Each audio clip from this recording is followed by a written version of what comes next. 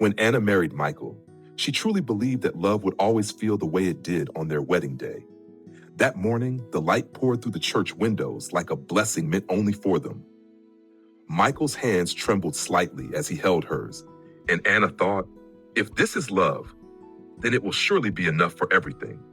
They promised forever with voices full of certainty, not knowing how heavy that word could become with time. In the beginning, marriage felt effortless. They lived in a small apartment with creaky floors and thin walls. They ate dinner on the floor because they hadn't bought a table yet. They laughed at burnt pasta, kissed in the hallway, fell asleep tangled together, believing closeness alone could protect them from anything. Michael would bring Anna coffee in bed on Sundays. Anna would leave small notes in his jacket pockets. I love you, or don't forget to smile today. Back then, love felt like instinct, but years passed, quietly at first. Work became demanding. Bills arrived more often than love notes. Conversations shifted from dreams to deadlines, from future trips to grocery lists. They were still together every day, yet somehow began to miss each other. Michael came home later and later. Anna stopped waiting up for him. Not because she didn't care, but because disappointment was easier to manage when you expected less. He would sit on the edge of the bed at night, wanting to talk, but unsure how to start. She would turn slightly away, pretending to sleep, while her heart stayed wide awake. They never planned to grow distant.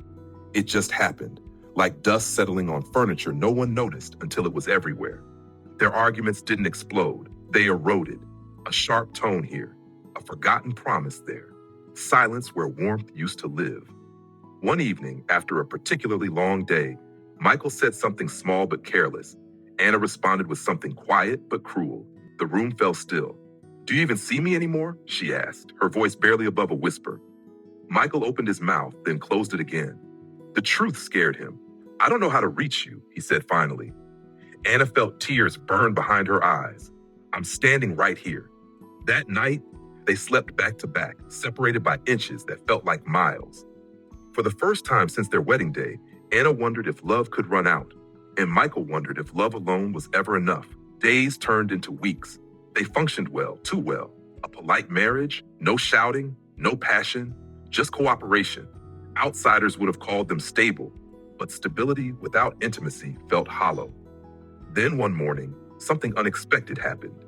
Michael woke up early, unable to sleep. The apartment was quiet, the kind of quiet that carries unanswered questions. He stood in the kitchen, staring at the coffee machine, remembering how he used to make coffee just to see Anna smile. Without overthinking it, he made 2 cups. When Anna walked in, tired and distracted, she stopped when she saw him. For me? She asked. Michael nodded. I remembered how you like it.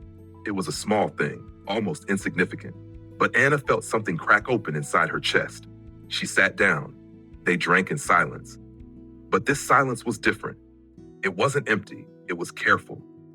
That evening, Anna did something she hadn't done in a long time. She reached for Michael's hand while they watched TV. He looked at her, surprised, then gently squeezed her fingers, as if afraid the moment might disappear if he held on too tightly. They didn't fix everything that day. They didn't suddenly become the couple they used to be, but they chose each other, and that choice became a habit. Marriage, they slowly learned, was not made of grand gestures. It was made of thousands of invisible decisions. Michael started coming home earlier, not every day, but more often. Anna stopped keeping score of who tried harder. They talked, sometimes awkwardly, sometimes painfully honest. I miss us, Anna admitted one night. So do I, Michael said. I miss who I was with you. They began dating again, but differently. Not to impress, but to reconnect. Walks after dinner, shared playlists, long conversations about fears they had never voiced. Romance returned, but not as fireworks. It returned as warmth, as Michael brushing Anna's hair back when she was anxious, as Anna placing her head on his chest, listening to a heartbeat she had almost forgotten was home. There were still hard days. There were still arguments. There were moments when love felt like work. But now they understood something crucial. Love wasn't the feeling that carried them. Love was the action that followed when the feeling faded. One rainy evening, years after that silent night when everything almost broke, Anna and Michael sat on the same couch, wrapped in the same blanket. The room smelled of tea and familiarity. Do you remember our wedding day? Anna asked. Michael smiled softly.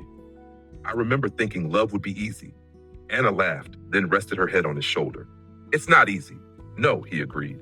But it's worth choosing every day. Marriage, they learned, is not a fairy tale where love saves everything. It is a quiet daily commitment to show up, to listen, to forgive, to try again. And sometimes the most romantic thing you can do is simply stay with open eyes and an open heart.